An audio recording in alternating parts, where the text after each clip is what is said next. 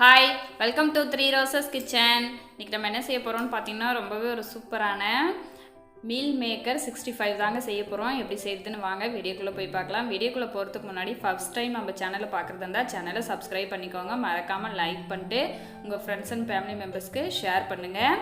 வாங்க இப்போது இந்த மீல் மேக்கர் 65 எப்படி செய்யுதுன்னு பார்க்கலாம்.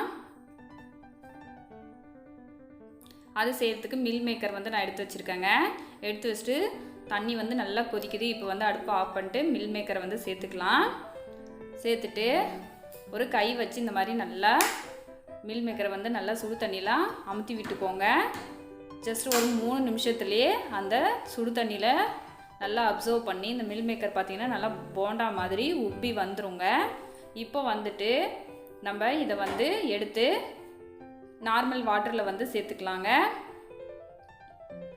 அப்படி சேர்க்கும்போது அந்த சுடு தண்ணியில் இருக்க சூடெல்லாம் இந்த பச்சை தண்ணி வந்து உறிஞ்சி நல்லா சில்லுன்னு ஆகிடும். இப்போ வந்துட்டு நம்ம கை வச்சு நல்லா வாஷ் பண்ணிவிட்டு இந்த தண்ணியெல்லாம் இந்த மாதிரி நல்லா பிழிஞ்சு எடுத்துடலாம். எடுத்துட்டு ஒரு பவுலுக்கு வந்து மாற்றிக்கலாங்க. ரொம்ப நேரம் விட்டுறாதீங்க, அப்படியே கரைஞ்சி போயிடும். 3 நிமிஷம் இருந்தால் போதும். எடுத்து வாஷ் பண்ணி சேர்த்துட்டு இஞ்சி பூண்டு பேஸ்ட் வந்து 1 டேபிள் ஸ்பூன் வந்து சேர்த்துக்கலாங்க. இது கூட பார்த்திங்கன்னா 65 மசாலா வந்து நான் சேர்த்துக்கிறேன். 1.5 டேபிள் ஸ்பூன் வந்து சேர்த்துருக்கேன். இது கூட மஞ்சத்தூள் கொஞ்சம் சேர்த்துக்கலாங்க. சேர்த்துட்டு இப்போது இதுக்கு தேவையான அளவு உப்பு வந்து சேர்த்துக்கலாம்.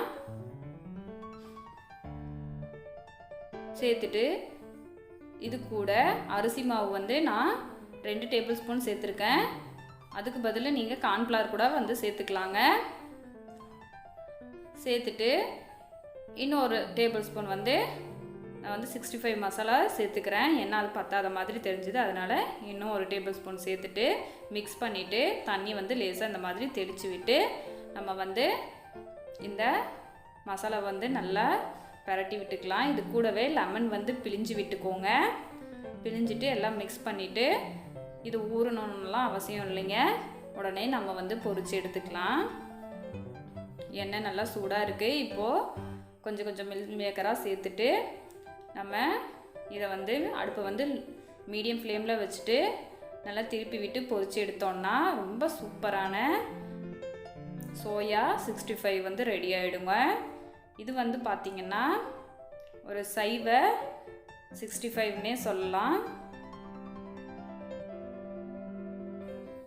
இந்த மாதிரி நல்லா திருப்பி விட்டு பொரிச்சு எடுத்துக்கோங்க. அவ்வளோதான், நல்லா பொரிஞ்சு வந்துருச்சு. இப்போ வந்து நம்ம இதை எடுத்துக்கலாம்.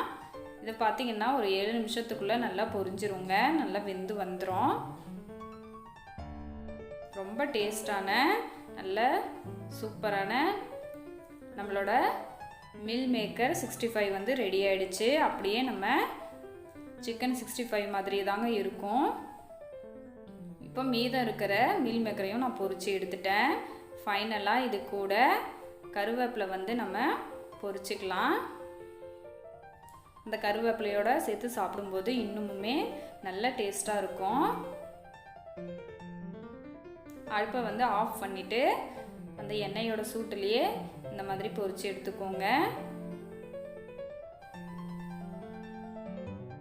அவ்வளோதான், ரொம்ப குயிக்காக செஞ்சிடலாங்க. அதே சமயம் ரொம்ப டேஸ்ட்டாக இருக்கும்.